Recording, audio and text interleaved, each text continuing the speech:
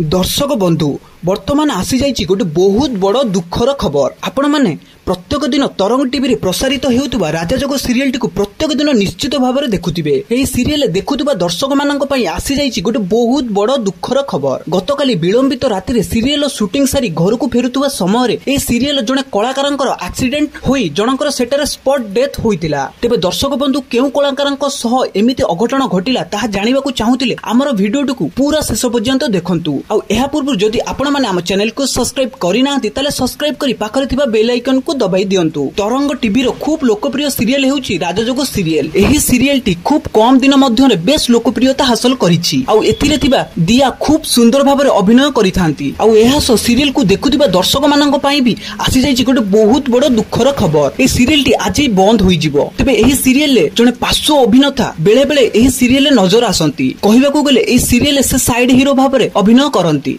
किंतु वर्तमान समय एही कलाकारंक जनक गतकाली राति रे शूटिंग सारी राति रे फेरुथबा समय हठात तांको कार एक्सीडेंट होइतिला जाकि सेठारे तांकर स्पॉट डेथ मध्ये होइतिला। एहा पर आज सकाळु जेतेबेले एही खबर समस्त जानिबाकू पाइले सेतेबेले हॉलीवुड इंडस्ट्री रे दुखर लहरी खेली जाइतिला। आ समस्त तांको आत्मार शांति पई भगवान निकटरे प्रार्थना मध्ये करिथिले।